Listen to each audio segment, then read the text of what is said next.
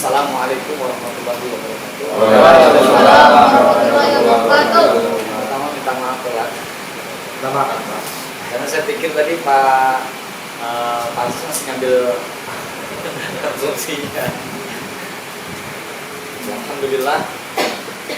Alhamdulillah yang asma'i wa nasta'inu wa nastaghfiruh wa na'udzu billahi min shururi anfusina wa min sayyiati a'malina.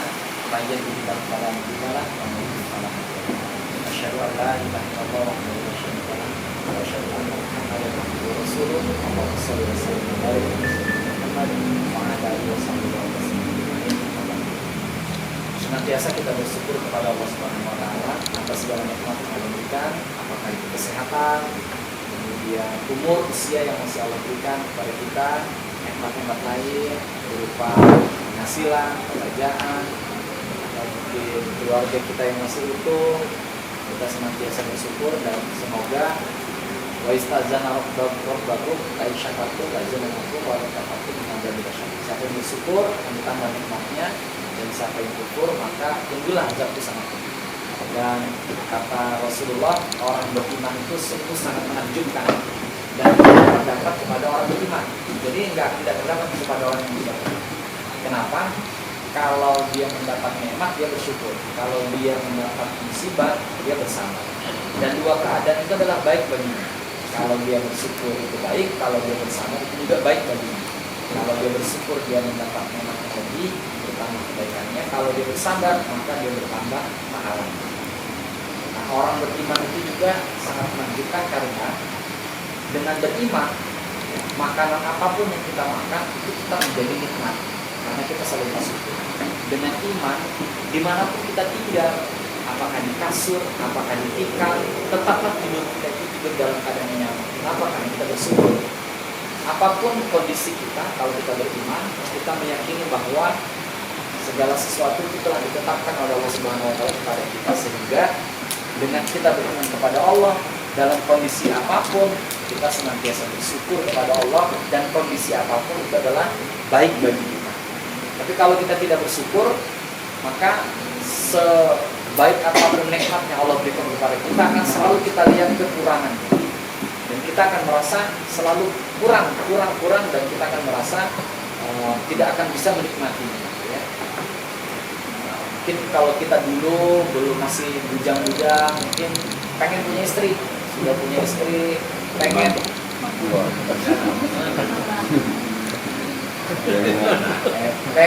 punya anak, sudah punya anak, pengen punya rumah, sudah punya rumah, pengen tambah investasi tanah, sudah punya tanah, pengen punya kontrakan, sudah punya kontrakan, pengen apa lagi ya? Oh iya, lagi. Siapa tahu penghuninya gitu kan? Ya. Jadi senantiasa kita bersyukur, dan hanya dengan beriman kepada Allah lah rasa syukur itu akan tertanam kepada kita. Nah, Bapak Ibu sekalian dirahmati Allah Subhanahu wa taala, karena malam agenda kita padat, saya juga ada jadwal lagi, mudah-mudahan saya sempat lagi, jadi saya bisa ke tempat yang satu lagi. Jadi mungkin tidak berpanjang lebar, sebagaimana titipan pesan pekan lalu, bulan lalu itu, bahwa kalau bisa ceramahnya berkaitan dengan fikih gitu ya. Nah, saya coba menyampaikan tentang fikih. Biasanya kalau dalam kitab-kitab fikih itu yang terdahulu yang disebut adalah tentang bab toharoh. Nah, toharoh ini artinya bersuci gitu ya. Nah, apapun ibadah yang kita lakukan gitu, terkait dengan ibadah-ibadah makhluk, sebagian besar itu ditetapkan harus bersuci. Misalkan sholat itu harus bersuci. Kalau kita tidak benar bersucinya, maka sholat kita bisa tidak sah. Ya. Berwudunya tidak benar, maka sholatnya juga bisa kacau. Ya. Karena kekhusyuan juga sangat ditentukan dengan wudu. Wudu orang yang tergesa-gesa, maka dipastikan sholatnya juga tidak akan nyaman. Ya. Karena wudunya tergesa-gesa. Nah, bahkan kalau di SMA itu, ya, biasanya murid saya itu saya tanya, tahu enggak misalnya ya, mandi wajib. Itu kalau satu kelas itu misalnya ada 30 orang katakanlah seperti itu, mungkin yang benar menjawabnya itu hanya satu atau dua. Itu pun syukur-syukur ya, cara mandi wajib. Nah, toharoh itu juga kita bicara tentang air yang suci dan mensucikan, airnya gitu ya. Kemudian cara bersucinya, apakah tadi dengan berwudu, dengan mandi, dengan tayamum. Memang ini penting bagi seorang muslim untuk memahaminya, karena bayangkan kalau misalnya kita sudah berusia seperti ini, tapi mandi wajib kita misalnya tidak benar. Nah, bisa jadi mungkin ibadah-ibadah kita itu tidak beres juga gitu kan. Tapi kalau misalnya tidak tahu mungkin dimaklumi. Ya. Tapi jadi pertanyaan lagi, kalau misalnya kita sampai berumur seperti ini tapi tidak mencari tahu, padahal di sekitar kita banyak sekali referensi ilmu, YouTube, Google, atau ustaz-ustaz sekitar kita. Maka penting untuk kita cari tahu. Ya. Apalagi misalnya ibadah kita yang sudah sedikit seperti ini gitu kan, tidak kita sungguh-sungguhi lagi dalam beribadah, maka kita menjadi orang yang benar-benar mu'min gitu kan. Nah, kemudian belum lagi nanti di Thaharah, di bab bersuci itu juga nanti dijelaskan, dibedakan. Misalnya maaf ya, karena dalam Islam itu kan dibahas secara detail ya. Kalau laki-laki misalnya ada air kencing, ada air seni, ada air atau air mazi, kemudian ada air mani. Nah, ini cara perlakuannya beda-beda. Kalau air kencing itu jelas dia najis ya. Cara membersihkannya memang harus bersih, tidak ada baunya, tidak ada warnanya, dan tidak ada rasanya. Ya, tentu tidak ada yang merasakan ya. Ya. Itu air kencing misalnya. Kemudian kalau air nazinya apa? Dia biasanya keluar entah dengan rangsangan atau tidak dengan rangsangan. Maksudnya mungkin agak vulgar, tapi memang harus dibahas gitu kan. Iya. Nah, biasanya kalau laki-laki, tapi kan sudah nikah ya. Biasanya kan yang saya anggap yang sudah nikah aja. Biasanya kalau misalnya kita maaf ya, misalnya bangun pagi ada bekasnya gitu kan, nah, sedikit gitu ya, tidak berupa tetesan tapi mungkin kental, tapi bukan air mani yang banyak, berarti itu air nazi gitu ya. Cara membersihkan gimana? Tidak perlu dengan mandi wajib, cukup kita bersihkan dengan air yang penting sudah tidak kelihatan, itu sudah suci ya. Tapi air nazi ini statusnya najis, jadi harus dibersihkan, nggak boleh langsung sholat. Kita pakai sholat mungkin celana dalam atau celana kita. Nah, biasanya bentuknya kalau kering itu seperti putih tapi tidak mengental gitu ya. Nah, jadi itu harus, kenapa? Karena itu najis kedudukannya, tapi membersihkannya mudah, hanya cukup dibersihkan, diambil air, digosok, bersih sudah gitu ya. Nah, yang ketiga tadi adalah air mani. Nah, ini para ulama ada yang mengkategorikan najis, tapi sepakat para jumhur ulama itu menyepakati bahwa ini tidak najis. Nah, jadi cara membersihkan seperti apa? Kalau Rasul menyebutnya itu seperti ludah atau ingus. Jadi cukup dibersihkan seperti dicuci saja, dibasuh. Bahkan maaf ya, Aisyah istri Rasulullah itu kalau mendapati ada bekas air mani di kainnya Rasulullah itu, kalau kering itu dikeringkan pakai kuku. Karena dia tidak najis. Ya. Kalau dia basah, cukup dibasuh saja dengan air. Seperti itu. Yang penting tidak ada baunya, tidak ada rasanya, dan tidak ada warna. Seperti itu. Nah, itu tadi adalah contoh-contoh yang berkaitan dengan bersuci ya. Yang paling utama dari bersuci itu adalah kita memahami airnya, air yang kita gunakan untuk bersuci. Nah, di dalam bab Thaharah itu ada air yang suci dan mensucikan, disebut dengan air mutlak. Ada juga air suci yang terkontaminasi, apakah dengan sesuatu yang suci atau dengan yang najis. Nah, di dalam bab Thaharah, air yang suci itu misalnya seperti air yang dia disebut mutlak. Yang pertama, dia air yang keluar dari tanah atau air yang turun dari langit. Nah, itu maka dipastikan suci. Misalnya air hujan, maka itu suci. Jadi bisa dipakai untuk berwudu, bisa dipakai untuk mandi wajib. Biasanya mandi wajib, mandi basah, mandi besar, mandi bersih. Jadi itu jadi kan kadang apa sih, apa mandi besar, apa mandi wajib, apa mandi hadas, apa mandi apa namanya, itu macam-macam. Jadi ada air hujan, kemudian ada air laut, ada air sungai, ada air sumur, ada air embun, ada mata air. Nah, itu adalah air-air yang dianggap suci dan bisa mensucikan. Jadi kemudian ada juga air yang suci, tapi dia dianggap dengan mustakmal, artinya dia itu tidak boleh dipakai bersuci. Misalnya air PDAM itu kita tampung di bejana yang terbuat dari besi atau logam, kemudian dia kena panas. Nah, itu tidak boleh dipakai bersuci kalau dia berubah warna. Biasanya kalau daerah-daerah yang panasnya sangat panas kayak di Mesir, itu kalau musim panas dia sampai 40 derajat. Kalau musim dingin itu sampai dingin banget gitu ya. Jadi di sana itu kalau dia punya apa namanya water apa yang pemanas itu, water water heater, atau dia juga punya kalau nggak pakai itu, kalau sudah musim dingin itu nggak ada yang berani mandi ya. Kalau di Sulawesi itu tempat beliau ini apa ya, Toraja Pak ya, Toraja, kemudian dari Mayo juga ya. Itu bahkan tempat beliau itu orang rata-rata mandi itu di atas jam 11, itu kan masih dingin Pak ya. Rata-rata biasanya mandinya tengah hari siang Bu. Jadi dari berani mandi pagi. Nah, jadi air-air yang saya sebutkan tadi, apakah air-air laut, air sungai, air sumur, itu semuanya bisa mensucikan. Ya. Makanya jadi kalau ada orang mandi wajib, bingung gitu ya, nyebur aja langsung ke laut berenang saya. Nah, itu suci sudah keluar. Gitu ya. Rendah. Nah, kemudian yang penting, nah, tapi kalau ada juga air yang tidak boleh dipakai mensucikan, misalnya air itu suci gitu, air PDAM, tapi dia dalam keadaan yang sangat panas karena terik matahari, maka dia akan boleh suci kembali kalau dia netral lagi suhunya. Tapi kalau udah panas betul tidak boleh. Atau misalnya air itu netral tapi terlalu dingin, betul, maka itu tidak boleh, kecuali memang secara alami struktur alamnya memang seperti itu tadi, kayak di daerah-daerah dataran di Bogor misalnya. Di Bogor itu tingkat airnya aja seperti diinjak es batu gitu. Wudhu tuh kayak minum air es. Ya. Jadi memang berat rasanya. Nah kemudian air itu juga ada yang dia terkontaminasi, misalnya air gitu ya, suci tapi jadi tidak bisa mensucikan. Misalnya ini air ketika dicampur jadi teh kan jadi air teh. Nah, jadi dia memang kedudukannya air itu suci, tapi tidak bisa dipakai untuk mensucikan. Atau air ini misalnya putih itu suci, tapi dicampur dengan misalnya kapur barus, yang dia itu kapur barusnya lebih dominan, sehingga merubah warnanya. Nah, tadi syarat itu ada 3, warnanya, bentuknya, dan baunya. Maka dia tidak boleh dipakai berwudu atau bersuci. Nah, seperti itu ya. Beda kalau mandi jenazah, itu memang ada air kapur barus, air darah, dan air sabun, itu boleh gitu ya. Jadi itu tadi mungkin beberapa air yang bisa dipakai untuk mensucikan. Ya. Jadi kalau tidak kita mendapati air untuk berwudu, kita boleh dengan tayamum. Ini bagian terakhir.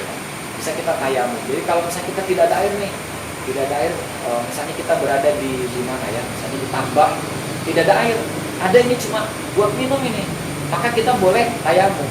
Karena kita pakai untuk minum. Tapi kalau masih bisa kita siasati, kita boleh meletakkannya sedikit. Ada contohnya itu di Buya Yahya ya, di YouTube sangat viral.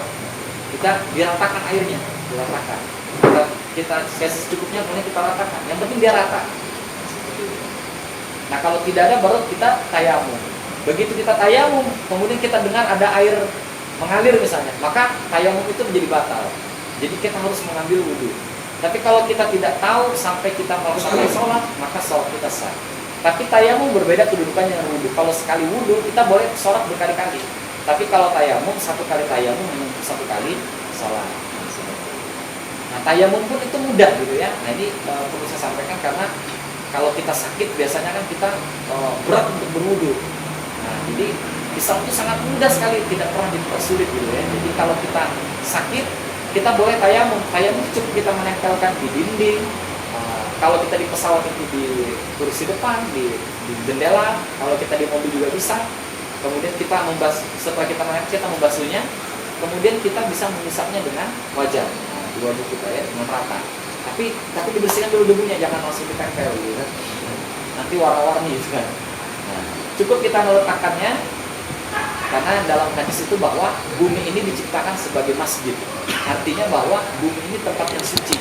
Bisa kita melaksanakan sholat dan kita bisa bersuci di bumi itu. Jadi debu itu juga suci.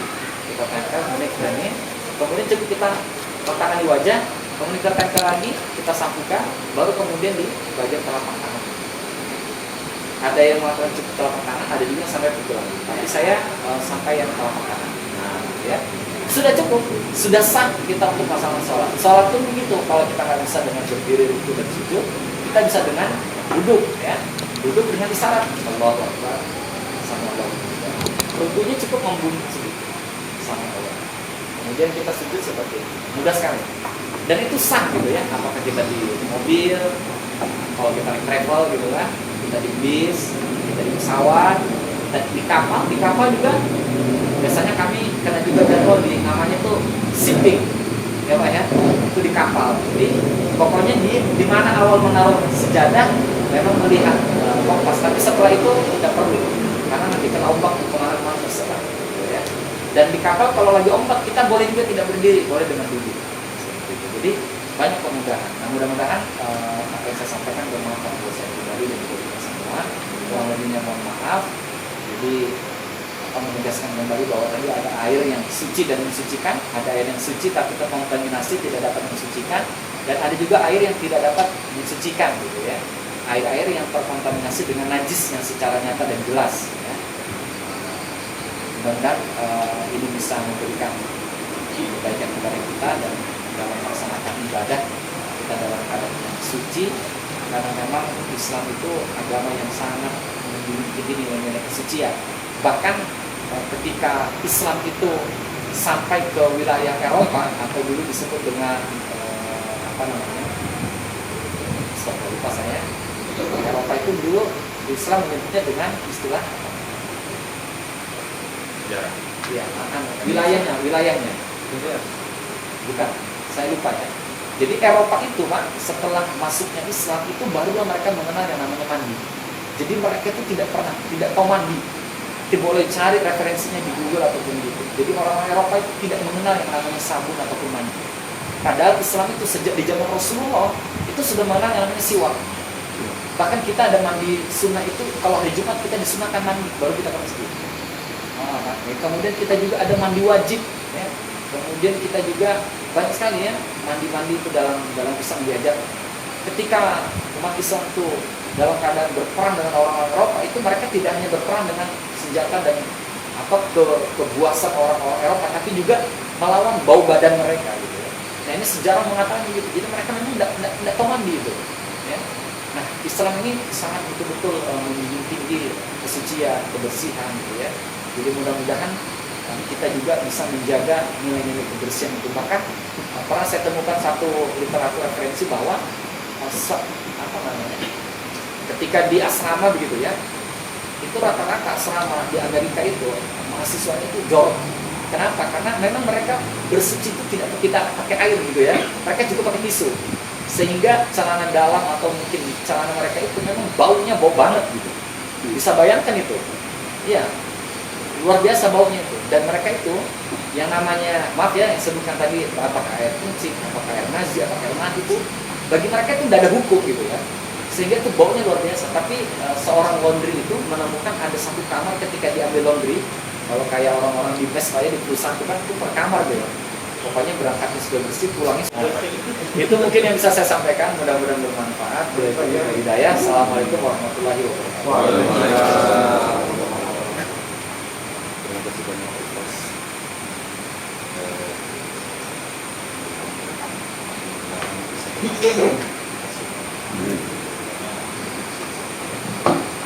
Secara selanjutnya untuk doa, saya bisa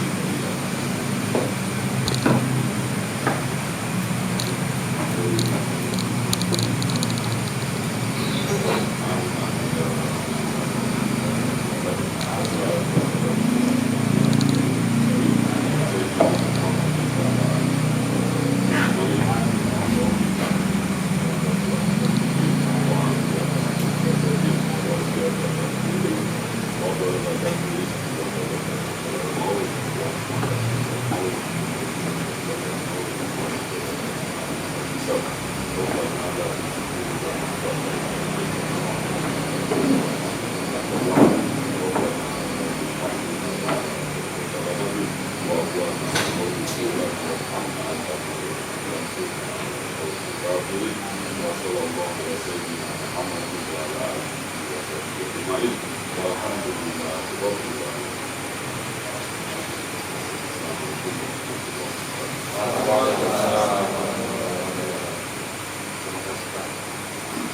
selanjutnya itu saya apakah mentalitas kita atau makan kita Tujuan utama kita kesini makan malam. oh gitu ya. Dengan berlakunya acara pengantin kita malam ini, mari kita mengucapkan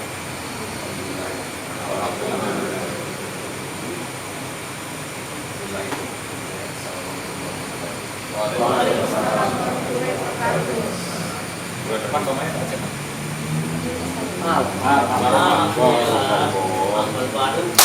Kambing. Kita ini anu Pak, ini kan rabi awal, rabi akhir ya, kemudian awal, kemudian akhir, Rajab, Syakban.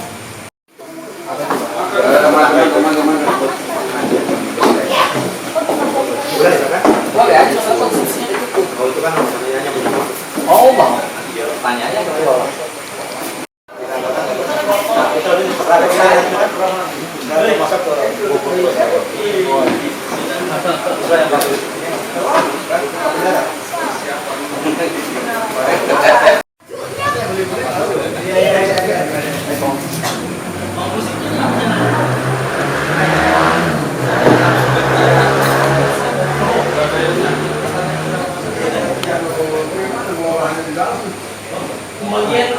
Pembagian uang sawit sudah.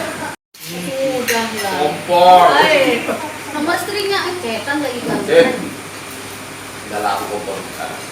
Makasih. Berarti Orang pakai, tua yang bahaya kena kompor tuh. berarti pakai uang tutup mulut ya? Oh, wajib itu.